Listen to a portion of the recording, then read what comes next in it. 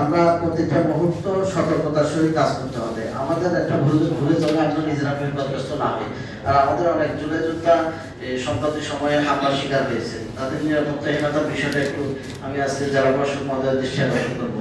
আমরা নিরাপত্তার বিষয়টা একটু নজর দেওয়ার জন্য, পাশাপাশি আমরা আসলে আমরা যে সফল না হলে এখানে আপনার বসে থাকার কথা, আপনার সময় কারাগারে থাকতেন, এটাই বাস্তবতা, এটা আমরা বুঝি। ঠিক আছে, এই জন্য আমরা এইটুকু এই বিষয়ে আপনাদের প্রতি আমাদের সর্বোচ্চ সংবেদনশীলতা যে জায়গাটুকু থাকা দরকার আমাদের সেটা কিন্তু আছে।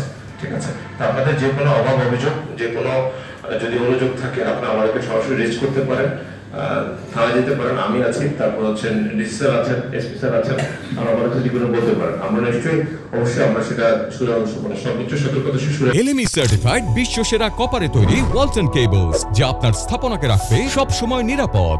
আমরা আপনাদের সাথে পূর্বও ছিলাম, এখনো আছি, ইনশাল্লাহ ভবিষ্যতেও থাকবো।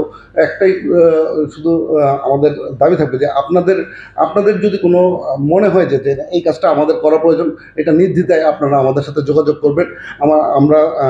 আমি আছি এখানে, আমার যে মেডিকেল অফিসার কিন্তু তারাও অত্যন্ত সহমর্মী আপনাদের প্রতি এবং আন্তরিকতার সাথে আপনাদের জন্যই কাজ করে যায়। তারা আপনাদেরকে আন্তরিক সহযোগিতা করবে।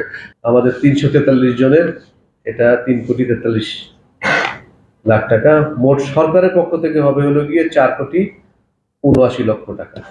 MIS ভুক্ত হলো গিয়ে 406 জন, কিন্তু আমরা পেলাম হলো গিয়ে হচ্ছে 343 জন। তার মানে আমার আরো কিছু বাকি আছে।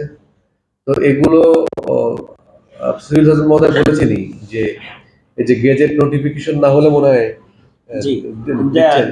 দিচ্ছে না। তো এগুলো মানে প্রক্রিয়াধীন, এই প্রক্রিয়া হলে যখন আমাদের কাছে আসবে তখন আপনারা জানতে পারবেন।